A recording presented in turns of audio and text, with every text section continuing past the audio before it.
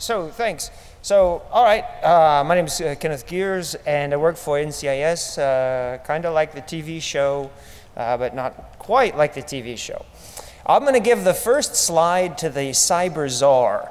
And this is not the American Cyber Czar, it's the Russian Cyber Czar. So I just gave this presentation to the Russian delegation, and the Russian Cyber Czar, his presentation was about that an asteroid is flying toward planet Earth, and we all need to come together to save each other and the planet before it hits the Earth. And he's talking about the threat of the cyber attacks and cyber warfare. So, but he's a great guy, and he stayed up with us till 3:30 in the morning, us researchers, couple of nights drinking. And so it was my experience at the NATO Cyber Center in Estonia prepared me well for the Russian presentation conferences, which are really quite a lot about drinking. So I'm going to start in World War II and just talk, a little bit from the perspective of the boat. I think all of us are in the boat together, and that's what I told the Russians, and we're looking toward the future.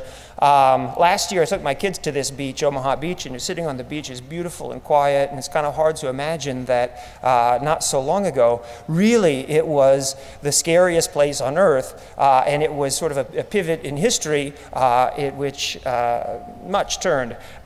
But this is a good place to start the presentation, because you can see this superficial layer always has underneath it quite an important technical layer that we can't forget about. So this is the first, this is the ENIAC, the first electric computer, and it was built in early 1940s, and the hope was that it would calculate ballistic missile trajectories faster than a human could with pencil and paper. And it did. It worked very well, 300,000 times faster than a person with pencil and paper. And so anything this powerful, is going in the national security space to be fought over among, imagine a couple of kids with a toy, right? Well, imagine nation states with this kind of power at their disposal. This is the Enigma machine, and you may also know about Project Ultra, which was the Allied effort to break the German codes so that we could see what the Germans' plans were during the war. Now, when Winston Churchill met the King of England after the war, he said, it's due to Project Ultra that we won the war. And many analysts feel that the breaking of the German codes shortened the war by about 2 years. So a little bit on the history of weapons development. You're trying to go longer, faster, farther from a safe distance. But Charles Babbage in the 1800s, he said, look, there is going to be an information revolution that's going to change everything. This is on the bottom left, one of his mechanical computers. And then in the 1990s, we all get this power ourselves, at home, in our pocket. Now on your cell phone, of course, you've got more processing power than everyone had around the world during World War II. So some people, they shop online. Some people play chess online. There's a whole class of people around the world. When they look at the internet, this is what they see. They see a zero-sum power game in which they're constantly trying to either take space or defend space. And this, this phrase, the advanced persistent threat, one of the ways to think about it is that a military or foreign intelligence organization or domestic intelligence organization, they have a job description, which is to hack networks and to own networks and computers. And if somebody dies or retires or gets transferred, takes a new job, somebody else is going to sit in that seat. And that's what really makes the difference between, say, a lone hacker and a professional organization. But this is the way they're looking at the internet. There's leadership, there's weapons, there's media, and they're constantly doing national security calculations around it. So we're just going to look at 10 things that I think are really important areas to look at about cyber conflict, and we're going to see what Sun Tzu has to say about them, and see going forward how we can use the art of war. And the art of war is a lot about peace, if you haven't read it, and Sun Tzu says war is actually the last thing you want to do. So first is the environment. Look, I think the internet you can configure it any way you want, right? It's artificial, it's made by people. And one of the things that is currently hot topic in international cyber conferences is the difference between maybe for lack of a better description, East and West today, and how they view a malicious cyber attack that involves code that attacks, say, a device on the internet, and malicious content, which a lot of times when authoritarian governments are talking about a cyber attack, they are talking about content that they do not like, that challenges their government's position. And so this comes up quite frequently now in international cyber conferences, and it's something to be aware of. Sun Tzu says, these 10 quotes will be directly from The Art of War. You know, it says, the natural formation of the country is your, as a soldier, best ally. So this constitutes the test of a great general if you can understand. And so if you are a potential cyber commander or a hacker or a cyber defender, this is something that you can think about and take as advice from Sun Tzu. This is the Stasi, so the East German intelligence service, and they're quite famous during the Cold War. They were the most rigorous, the harshest intelligence service, and so every letter that would come through, they would steam it open and read it and steam it back closed. And this is the extreme end of surveillance. And I think this is much more difficult in the internet era, but don't underestimate the power, I think, of governments and organizations, even though it's quite hard to do, seemingly, to duplicate that feat with internet communications. So this is Burma in 2007, when they had pro-democracy protests. The government just decided to turn off the internet for about 2 weeks. Because as soon as they started cracking down on protesters, everyone's taking pictures with their digital cameras and flying across the internet, and the government said, you know, we are far behind in this game, and they pulled the plug, proving that the internet does have borders that can be sealed. So here's just some thoughts on a cyber battalion. I'm working on this list with the great Roelof Temming, the guy who's founded SensePost in Paterva, and so we're working on a paper on this. The top three, you can say, are very close to, from a historical perspective. You know, you need intelligence, you're going to need special forces, and what you hackers call social engineering, I think spies who have been around for a long time, they know as human intelligence, right? These things are very close. But the bottom four, if I'm the cyber commander and I need to get across a bridge, I need a combat engineering battalion. In Cyberwar, I need somebody who can code me something today to get me across a digital river. And infantry, and this Roelof is writing about this, a network penetrator. This is the equivalent of somebody who kicks in a door, who forces their way into hostile territory. And then lastly, weapons. Today we can see that information itself has become a weapon, and it can accomplish any number of goals, pushing information out in terms of propaganda, and also even such as critical infrastructure attack. It's well known already that you can, with code alone, you can destroy a piece of physical infrastructure. So I'm from a NATO environment. I spent 4 years at the NATO Cyber Center in Estonia from 7 to 11 in 2000s. And so this is some of the stuff we're looking at. How do we help NATO to secure this stuff? And you can get a sense of how difficult it is. So these are a shot of the deployments in Afghanistan. And you might not know this, but NATO has 0 troops, no troops at all. All they are is contributions from the nations that are part of NATO. So you put them all together on an ad hoc basis, and they have different languages and different equipment, you name it, different perspectives, trying to get them all to work together. Even the most wizardly system administrator in the room, I think, would have some difficulty here. This is Kosovo. So you can see there's 24 NATO nations and also 10 non-NATO nations that volunteer to take part in this peacekeeping mission.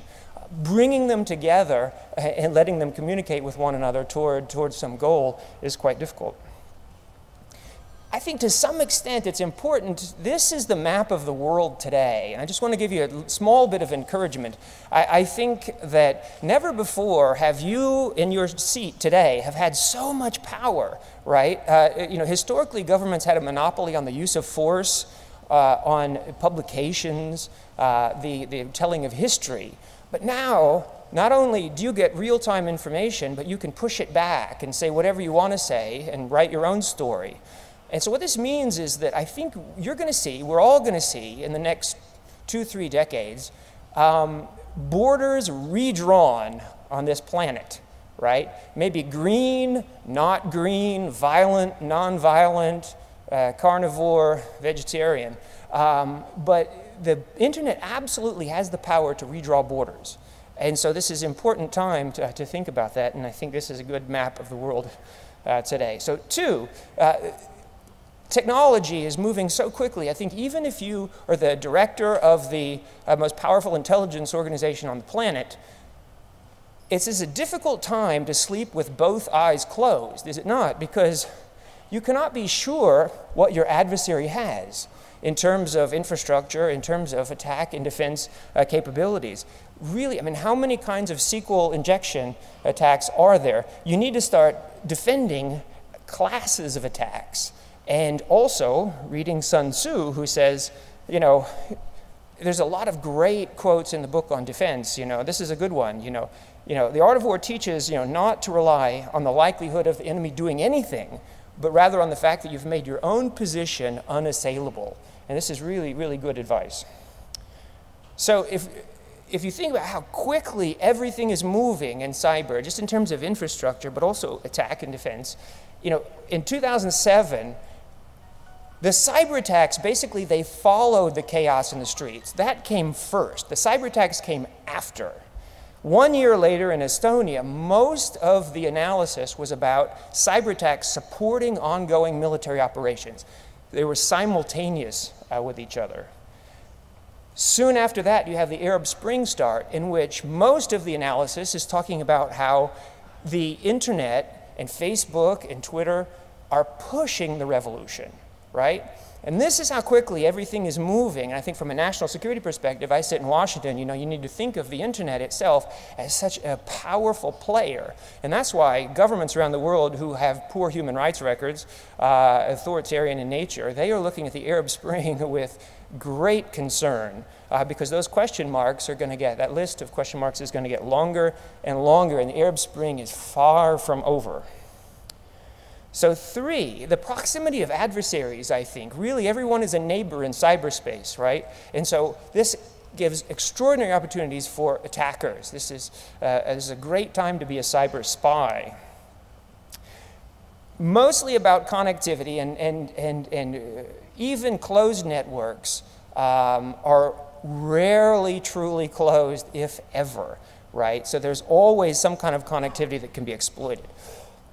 From another perspective, cyber attacks have been compared to aerial assaults or submarine launches, special forces raids. The idea is to take advantage of surprise and anonymity in order to conduct an attack. Seizing cyber ground, I think this is real interesting if you're thinking about traditional military doctrine. How do you take that hill and hold it? In cyberspace, it's really difficult to make a good translation of the traditional military requirement of taking and holding ground. What does that mean in cyberspace? In fact, it's almost always quite different. So here's a quote from Sun Tzu's Art of War, and the general is great if you can design it so that the attacker doesn't know what to hit. And on defense, if the attacker doesn't know what to attack. And this is good advice. Who are these guys? These are representatives from philosophy and religion and military and politics and literature. And all of these guys said something very close to the pen is mightier than the sword. So I think just as we should reconsider everything in light of the internet today, This old phrase is well worth thinking about, and these two examples we can look at are WikiLeaks and Stuxnet, I think, because WikiLeaks has proven that the life term of a secret is shorter than ever, right? And this is great from a historical perspective. If your government is committing human rights abuses or war crimes, the idea that that is going to go undetected for very long is increasingly difficult to sustain. And about Stuxnet is really code alone has become a weapon. And these two things, in fact, have, I would say, even merged. And now you're never quite sure if the information is a pen or a sword. But one of the ways to look at this is to say, via the internet now, you can push everything out today. You know, if I were to find, you know, Obama's birth certificate or something, I can push it out and it goes to the entire world today to prove this or to prove that. And never before has there been anything like the internet to state your case, to make your argument, to convince somebody of anything. And then in the other direction, you can say, who are my adversaries out there? Who's the girl I'd like to date? Who is the country I'd like to attack? Who is the party that's bothering me? And you can find their presence on the internet and attack them there. So in this case, you know, with Stuxnet, you're talking about one of the most hardened networks on the planet, and they know that every intelligence service around would like to attack them, and still, and it's not connected to the internet, and still somebody was able to get code internally on the network. So with WikiLeaks, there was a study done at the University of Colorado that said, you know, there's a ton of great information from military side to be published, particularly in Afghanistan. But on the strategic side, you know, you'd have to count quite a few documents to say that there was a strategic paradigm shift, if you will. But with Stuxnet, I think it's quite clear. We can all see, and we've seen it in the paper recently, we've crossed a certain Rubicon there, right? In which, you know, if you're thinking that, okay, the lights in New York City could go out tonight because somebody on the other side of the world has hacked in and turned it off. I mean, we can blow something up. According to the New York Times, you know, they brought pieces of centrifuge and set them on on the Situation Room table to demonstrate that code can destroy something. So I think the unpredictability, we really don't know where the internet is going. The future, I don't know if it's unscripted, but it's at least unknown from our perspective, right? And for attackers, this would seem like an ideal environment in which to operate. But at the same time, I think it's important to think that from a hacker's perspective, it's difficult to know if your attack is going to succeed until you pull the trigger. And you're never quite sure, too, if the defender might be watching you from some perspective and have a defense in place. And so I think from a defensive side, you can think about building some home field advantage around this fact, even if it's only redundancy, out-of-band communications, in order to cross-check information, the integrity of your network. So I like this, you know, the general should hide in the most secret recesses of the earth. And I think on the defensive side of cybersecurity, you should really think in this way. And how can I hide so that nobody will be able to find me if they come into the network, right? And so this is important, and this is really good advice. So I was in Dungeons and Dragons Club when I was little. I'm sure some of you were too. Right there. And this is what complexity looked like, and it was already very complex because there was so much imagination in it. And this is a true story. Very quickly, I had a character die a long time ago, and I was so upset about it. And I said the character had a wife, and they had a son, and they're going to inherit all of the supplies, right? All of the swords and stuff. And the dungeon master looked at me and he said, "I give that a 2% chance of any kind of, you know, truth." And I took the 10-sided dice and I rolled a 0 and a 2. Right? Exactly. But if you think about the complexity today, that first box of Dungeons & Dragons sold 1,000 copies. Today, there's 10 million users on World of Warcraft, and accounts on World of Warcraft are often more valuable than credit card information, right? Because you can sell that stuff for real money. And it's not just that. It's all of the stuff that's taking place underneath the hood, right? And one of the quotes that didn't make this 10 from Sun Tzu, he said, "I can tell you who's going to win a battle if you tell me the number of calculations each commander has undertaken before the battle has been fought." And so here's Orville Wright in 1901, and I'm sure he thought this was a fairly complex machine. And this is the cockpit of the new A380. And I'm sure that it would be difficult to count the number of memory banks and processors and network connections in that machine. So one more thing from Dungeons & Dragons, and everybody in here, we can divide ourselves into somewhere on the alignment matrix, and if you disagree with my alignment, we can talk about it later tonight over a drink. But basically, you've got people there trying to do good within the law, you've got people trying to do good outside the law, and then you have lawful evil, and this is sort of like the 1984, or an evil repressive government, and worst of all, you have chaotic evil, like the guy in Colorado who's not abiding by any rules and just wants to destroy things. You have this same kind of alignment on the internet. I think you have Skynet, who wants to take us all down, maybe in the future. You have the Khan Academies and TED Talks and Singularity University, which are trying to steer technology in the right direction. You have Anonymous, who's trying to do good, but they're playing outside the rules. And then you have North Korea, which is so evil they are forcing their citizens to use Windows 95. So the advantage, there's a lot of talk about the advantage today of an attacker over a defender. And there's a lot of truth in that for sure. But I think to a certain degree, it's like piracy. Hackers are like pirates, and then they can catch you with your pants down, right? And they can sail away. And so the question is whether you can turn tactical advantage into strategic advantage, and I think the answer is yes, but it requires a sustained effort and some history and momentum on your side. Rapidity is the essence of war. Take advantage of unexpected routes and unguarded spots, and I think this is precisely captures what a hacker can do to your organization. So let's look at a current event, Syria, and see what's going on in the news today. This is a shot from 2007, and you may have seen this before, but if you're not familiar with it, the Israeli Air Force bombed an alleged nuclear reactor in Syria, and it's widely suspected that a cyber attack played a role in taking down the Syrian air defense. And it doesn't take much thought to think that this is absolutely possible, right? All you have to do is your reconnaissance up front and figure out who needs to talk to whom at what time, and you can slow that process down long enough for an attack to take place, especially in the Middle East where everything is a very small neighborhood. So here is an attack, and I like this. This is the Syrian Ministry of Defense homepage. So it says, "To the Syrian people, the world stands with you against the brutal regime, etc. All tyrants will fall. Thanks to your bravery, Bashar al-Assad is next. To the Syrian military, you are responsible for protecting the Syrian people. Rise up against your regime."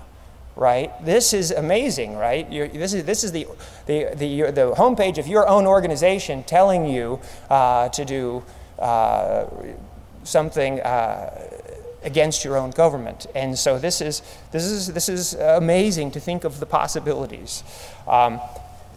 You might not know this, but there was a big uprising in Syria in 1982, in which about 20 to 30,000 people are estimated to have died. That's about twice the number of people who've died over the past 18 months in Syria today. And nobody really knew about it because what? Because why? The internet did not exist. So here's quotes from the New York Times. They cut all telephone and road communications, and there were no reporters, right? So it took a long time for the information to filter out. So I visited Hama. This is a picture of Hama, Syria. I visited in 1988. And I was walking down the main road in Syria, and as I walked, this guy started walking next to me, and he just started telling me the story of what happened in 1982. And so compare that to today, when if you have a Twitter account, you can follow any number of live streams from the scene of battle today. Very different.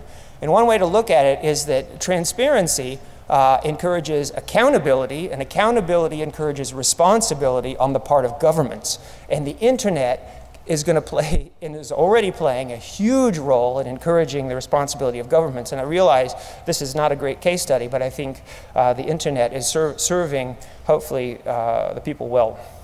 So Flexibility. There has never been anything more flexible than a cyber attack, right? It's best thought of as a means to an end, not an end in itself. But on the terms of espionage, I am absolutely sure. I mean, I'm on the defensive side, but if you're a spy today, I think this is the golden age to be a spy, because you can go out and pull down more information than you can ever read or think about. The destruction of Stuxnet.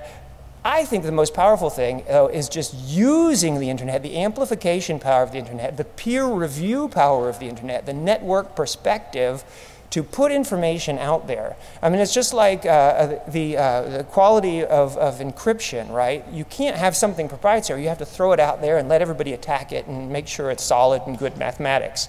From the perspective of the internet to push propaganda. So here Sun Tzu says, look, 5 ways of attacking with fire, and you can think about a cyber attack as well. You can hit the soldiers, you can hit their transportation, you can hit their food, you can hit their logistics, you can hit their family. You know, he would be impressed. Here is a case of the Chechen conflict with Russia in the 1990s. From the very beginning of the World Wide Web, they were pushing out propaganda, and then they were collecting money all over the world and then buying weapons inside the area of conflict. There's even publications based only on Chinese hacking and cyber espionage, and this is directly sort of feeding into you know, this is not just in China but around the world. Militaries are collecting information so that when they go to war, they can actually shut systems down and to facilitate victory. Here's Cyberwar in Georgia. I think actually a better case study is even 1991, when the coalition, you know, defeated a 1 million-man Iraqi army with very few casualties. I think that's when Russia and China looked, you know, and said, you know, we need to catch up with what the West is doing in terms of networking their forces. If you've seen this, we just had the 23rd anniversary of the Tiananmen Square massacre, and this is the Shanghai Stock Exchange. It opened at 2346.98, and you can see the numbers. But basically, the Shanghai Stock Exchange opened on the top number, and it closed that many points down, right? So even though it was based on millions and millions of trades during the day, and you couldn't possibly arrange this, somehow these numbers showed up to remind people in China of 1989. You probably saw this in the news today or yesterday, and the Iranian nuclear program is having more problems, and their computers are all going to max volume, and they're playing Thunderstruck by AC/DC. So a cyber attack is basically anything you want it to be. And let's go back to Dungeons & Dragons. I think it's the imagination, it's timing, it's creativity, but there is no one that is alike. They're like snowflakes. So attribution, this is huge, right? Because you can't prosecute, you can't deter, you can't retaliate if you don't know who is attacking you. And so the other thing about this is that the ease of entry onto the cyber battlefield means that the number of potential adversaries is much greater. So this is actually has a compounding effect on figuring out who is attacking you is not easy. I do think, though, if in the event we ever do see a real cyber war, it will be clear who the attacker is, because one of the things that normal citizens don't think about is governments have a lot at their disposal. They have signals intelligence, you know, they have human intelligence, they have money, they have embassies overseas, etc., in order to determine attribution. So this is a great quote from Sun Tzu. Wise general forages on the enemy, and 1 cartload of the enemy's is worth 20 of your own. And this is perfect for cyber, because essentially hackers are stealing the credentials of a insider, right? And so then they kind of become a virtual spy in the other camp. And I think this is really important for system administrators to look at it this way and to assume that they may have a cyber spy in their camp at any given time. I think for traditional spies, this attribution problem is not so surprising, because if you've seen this, you know, this senior Palestinian figure that was assassinated in the Middle East about 6 months ago. You saw the team of assassins. They looked like a family from South Carolina out to play tennis. This guy in Bulgaria the other day who was the suicide bomber on the bus against the Israeli tourists, I mean, he had a Michigan driver's license. You know, he looked very nondescript, young backpacker. And so, so from a traditional standpoint, this issue is not new. Most wars around the world don't have 24/7 embedded reporters. You really, there's a lot going on in the world that is quite low on attribution. These guys are the Black Hand in Serbia. And before you think that non-state actors aren't that powerful, and they're even more powerful today, by the way, but this is in 1911, so they had played a critical role in pushing the world into World War I, in which many millions of people were killed. And also, by the way, there was a Black Hand 2.0 in 1999 when the NATO had the war over Kosovo. There was a hacker group that was attacking NATO during the conflict and actually had some tangible, modest but tangible successes in their hacking efforts. Here's the EP3 that went down in China, and you had patriotic hackers on both sides of the Pacific hitting each other. There was hacker portals, there was a China killer, a USA killer, and the dynamic here that's interesting is that this means that you all can play a role in attacking and defending your country, absolutely with no chain of command and no approval by anybody. It's only your personal nationalist pride is offended, you know, and so you're out there fighting. And from a national security perspective, from the government perspective, that means that you don't necessarily have a monopoly on the use of force or on the level of tension or on the sort of the range of diplomatic options, perhaps. So here's the soldier that was moved in Tallinn, and if you know this story, you know they wanted to move it out, and the cyber attacks came back at them from pro-Russian elements. And the issue here really is pride, you know. I mean, if you know anything about Russia and Russian history, you do not say anything bad about their role in World War II or offend them in this way. I mean, it's like you showing up and somebody's dancing with your spouse, you know, at an event, you know, you are not going to be happy. And so, so the Russians were very upset about this from their perspective, very legitimate reasons. And so the point is, though, is there's a lot of nation-state hacking that could go on that is well outside the sort of the purview of government, even within NATO. So you have the Greeks and the Turks. These are hacker groups. You know, in Belgium you have the Francophones and the Flemish. You know, and here you've got the Michigan and Ohio State. And there's no end to the divisions you can find in which you will probably find some level of hacking going on. Wherever there's tension in the real world, there's tension in cyberspace. If you haven't seen this, it's very interesting. There's a lot between Iran and Russia and Israel in terms of conflict. And so you're starting to see people post their picture to the web and saying, hey, you know, I disagree with my government. I don't want war. I want peace. So you can see that Iranians will never bomb you. And look at this woman from Iran who fired back. You know, we don't want the bomb. We want democracy. We're your friends.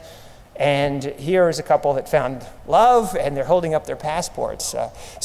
From a national security perspective, again, you have to consider the power of people and non-state actors to contribute to the level of tension that they would otherwise probably like to control.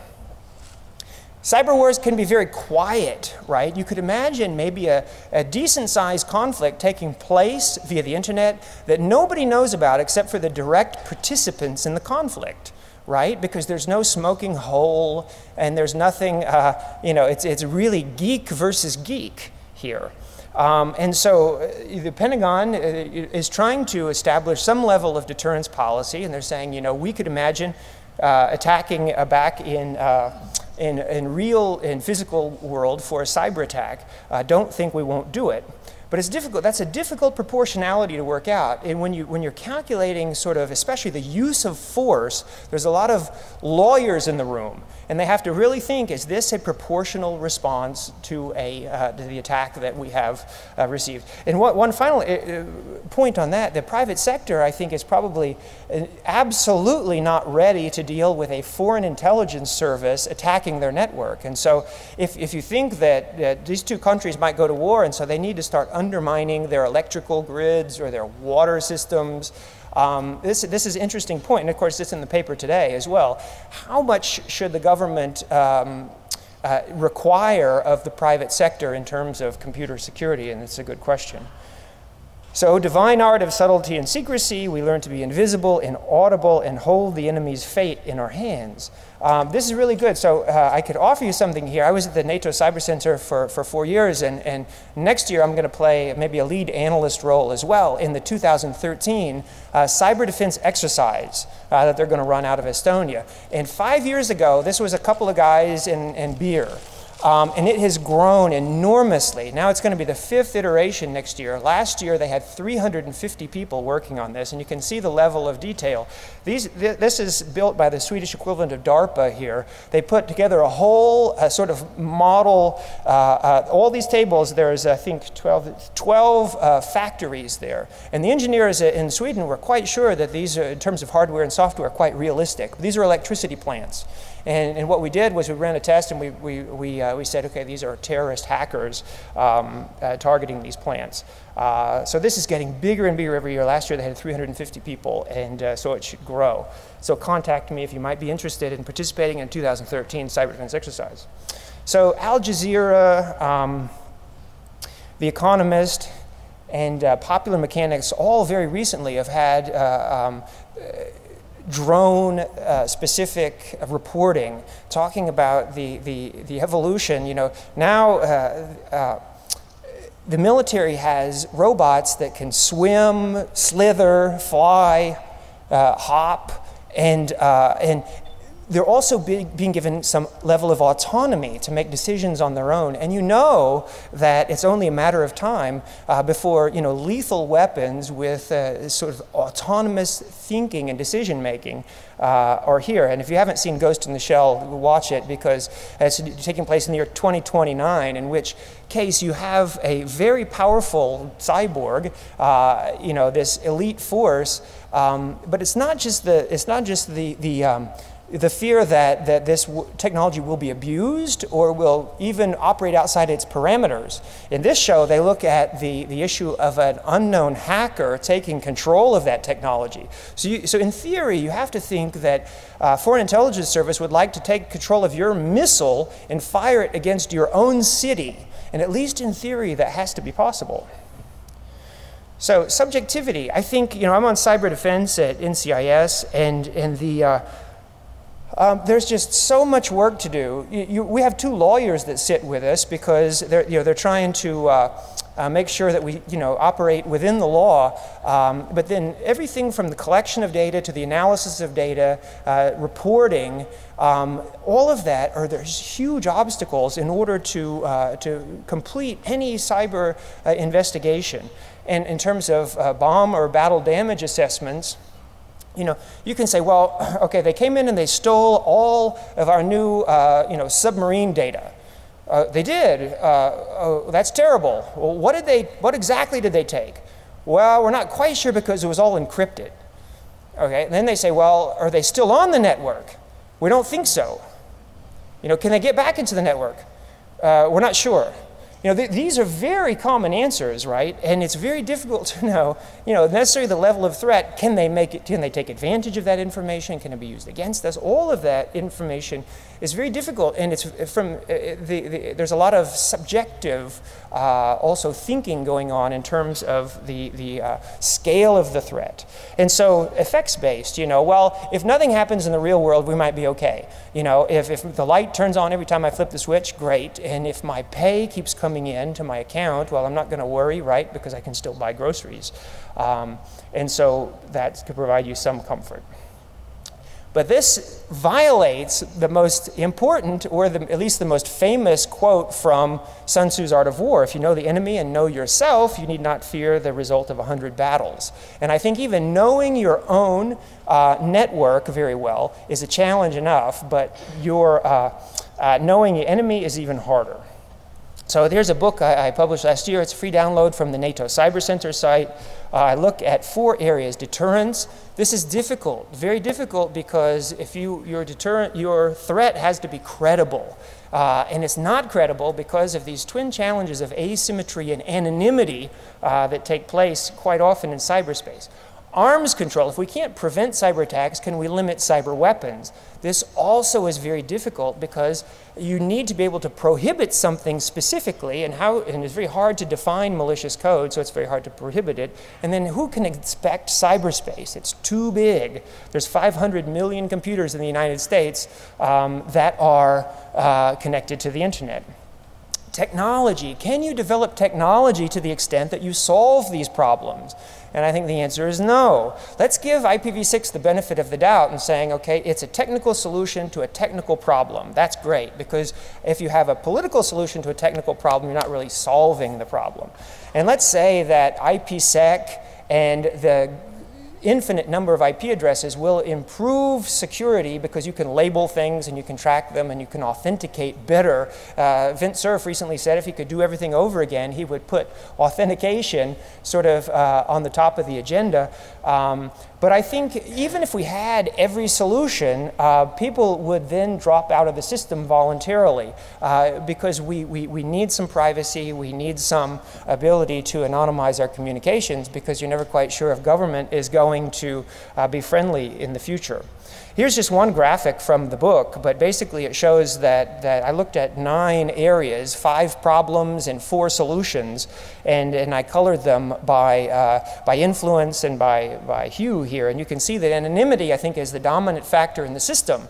And so if you want to change the dynamic of strategic cybersecurity, that's the key piece. You want to change the thing around which everything else turns, because if you know who the bad guy is, you can deter them, you can prosecute them and retaliate against them in theory. So then we come to art of war. If you can't do any of the above, then you need to improve your doctrine. You need to realign your people, your training, and your practices in order to deal with this threat. And here I think the art of war does provide quite a lot of helpful support in terms of objectivity, strategy, tactics, etc., in order to guide your forces in morale and so on and so forth. But the battlefield, this is new. I think the new part is the terrain on which cyber battles are taking place. And this is new, especially there's a whole generation that is going to have to be replaced before you get somebody in the White House, you know, who really has a networking background and understands code. Morality is the final one, the final piece, and I think so far there's few inhibitions to cyber attack. I think we're all sort of at a place like we're in the Garden of Eden again. You know, the internet has sort of changed everything, and so now we're all looking at these shiny, bright apples, right? And we're all really tempted, and I'm talking about, in part, cyber espionage today, you know. There's such a high return on investment via the internet, but none of us would give it up, because we've all benefited so much from it, right? From learning on the internet. And what we gain in terms of being connected to the internet. And so far, really, the lawyers, like at the Cyber Center in Tallinn, they would say if nobody dies, this is not an attack, right? And this is interesting from the Estonian perspective. They're very interested in being a part of NATO and getting defense from the alliance. But attacks are different these days. Cyber attacks look very different than tanks crossing the border. But the lawyers so far are saying no. And actually later this year, I can put in a plug for this, the Cyber Center at Cambridge University is going to publish an update to the laws of war based on cyber attack and defense and internet security issues.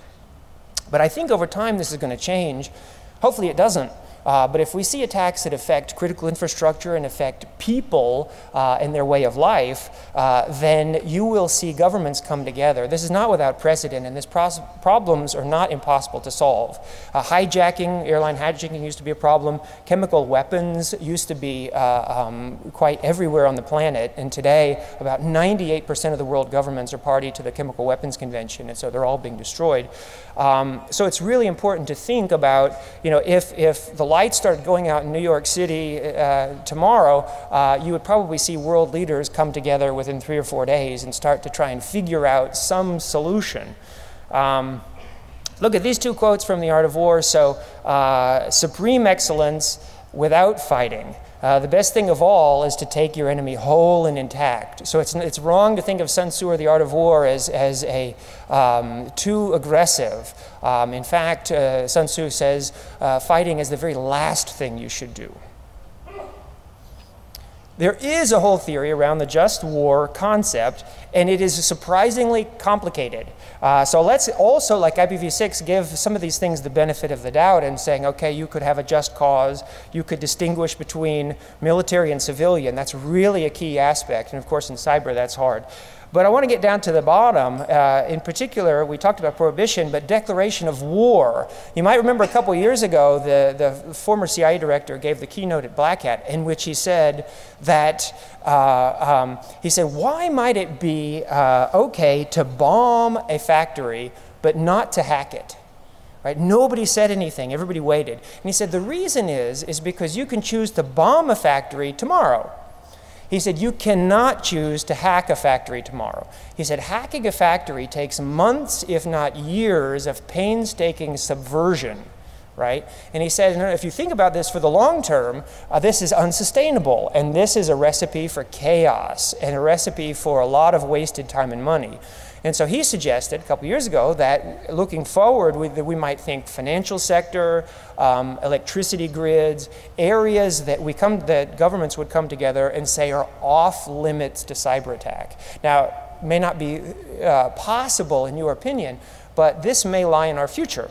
But the problem is, I think a declaration of war or a declaration of surrender, very hard to imagine in cyberspace. I know these ones and zeros are kind of blunt instruments to look at these issues, but we only have so much time here. So another area is confidence building measures this is what cyber diplomats or diplomats who look at cyber are thinking about right now. And this is just 5 things that I put down that are possibilities, but you may have your own ideas. But I promise you, within the State Department today, they're looking at these issues and wondering which ones are feasible and which ones we could implement. And so they range from a non-aggression pact to joint investigations.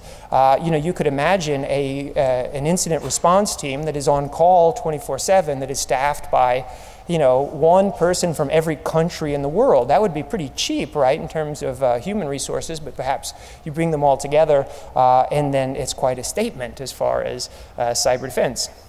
So we started with World War II. Let's end with World War II and keep our eye on the prize and particularly peace and security for the future. And to the extent we must look at the art of war to help us understand cyber conflict and negotiate cyber conflict, we want to think about where we're going and how to get there, which is beyond conflict. Thank you.